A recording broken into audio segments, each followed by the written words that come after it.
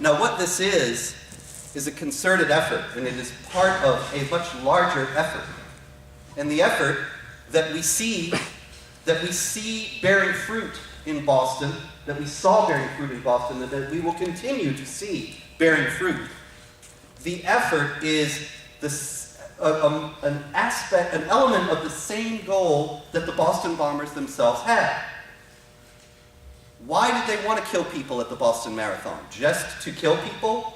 Were they just psychopaths? Obviously not. At this point, quite a lot has come out about who they were and what they were all about. They were Islamic jihadis. What is the Islamic jihad?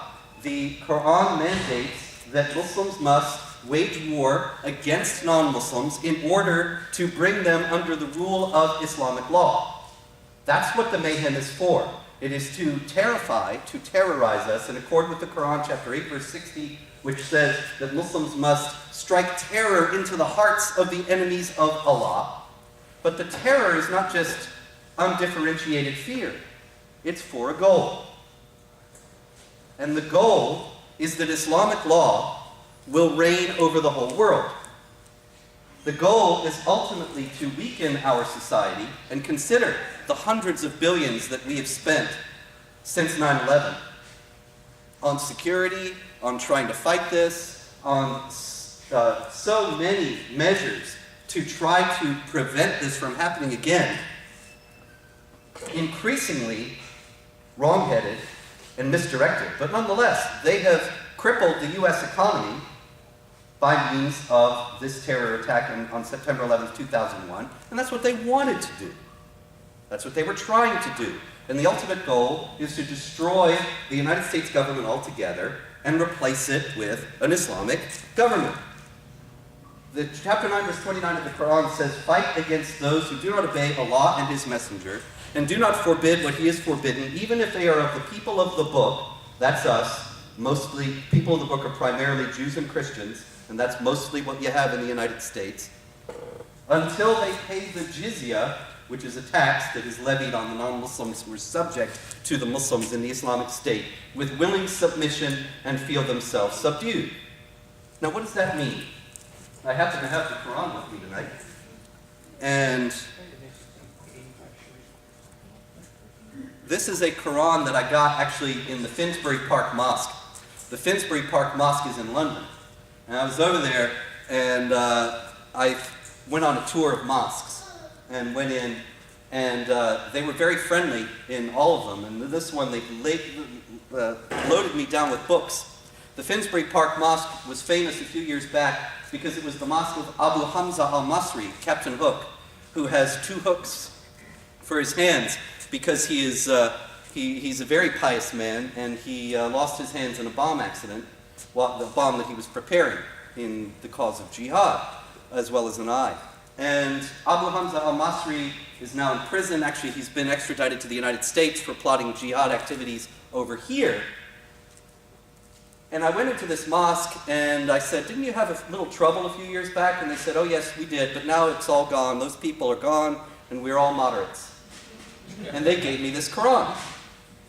And this Quran is very helpful because it's got commentary on, it doesn't just have the Quranic text, which can be very confusing and hard to understand, but it's got commentary by one of the leading Islamic scholars of the 20th century, Maulana Maududi, Sayyid Abu Allah Maududi, who was a Pakistani jihad theorist, the founder of Jamaat-e-Islami, which is still the largest Islamic supremacist pro-Sharia party in Pakistan.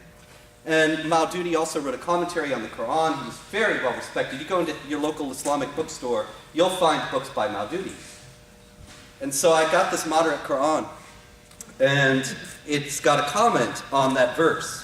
And it says, the purpose, the verse that says, "Fight the people of the book until they pay the jizya with willing submission and feel themselves subdued," until the non-Muslims, in other words, submit to the rule of the Muslim. And he says, the purpose for which Muslims are required to fight is not, as one might think, to compel the unbelievers into embracing Islam. And you always hear that. Islam is not about forced conversions. Okay, great. But what is it for? Rather, its purpose is to put an end to the suzerainty, the rule of the unbelievers, so that the latter are unable to rule over people. The authority to rule should only be vested in those who follow the true faith. Unbelievers who do not follow this true faith should live in a state of subordination. Did you get that?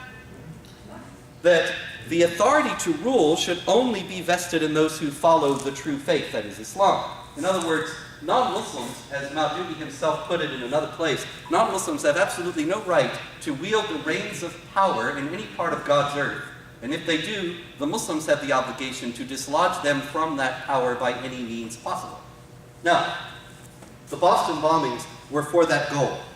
That's what they were ultimately for. That's why it was done. It was part of the attempt to weaken the United States so that the United States ultimately falls. But there is another aspect to this war. It is not just about blowing things up and killing people. The other aspect to this war is to render us unable to speak about it, and thus paralyzed in our ability to resist it. And that is for the same goal of ultimately destroying the free country in which we are still living, sort of, and replacing it with an Islamic State. The Muslim Brotherhood is, of course, as you know, in power in Egypt now, but it's not just an Egyptian entity. All of the major Muslim organizations in the United States are tied to the Brotherhood. They're Brotherhood groups. And the Brotherhood, according to a captured internal document that was released a few years back, is dedicated, in its own words, in the United States to eliminating and destroying Western civilization from within and sabotaging its miserable house so that it falls and Allah's religion is victorious over other religions. Now that's why the bombers bombed, but this is also why the Muslim groups pressured the FBI and the other agencies to scrub all the training materials of any mention of Islam. In the first place, Islamic law forbids criticism of Islam on pain of death. And so by scrubbing the training materials, the United States government was already acquiescing to an element of Islamic law, which is the goal. That's the whole point, to get us to accept Islamic law. And so they've already got one foot in the door. But also, obviously, if we can't talk about this, then we can't formulate ways to counter it effectively. And we saw the bitter fruit of that in Boston. These FBI agents, I read that there was a cell, a sleeper cell, that these guys were connected to. I only heard that reported once in the Daily Mirror, which is a British newspaper. And the Daily Mirror said that they had information that there was a 12-man sleeper cell that the Tsarnaev brothers were part of. And that 1,000 FBI agents were on the street now looking for these 12 guys.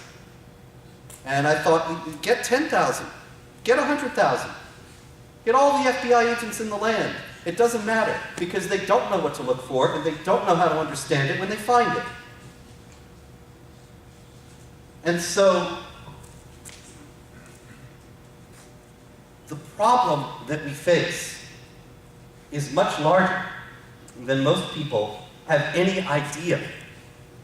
Because not only is this happening in the government, but it's also happening in the media. Have you ever noticed? You could have noticed this past week if you haven't ever noticed before, but it is an ongoing pattern that happens every time there is a jihad terror attack or jihad terror plot.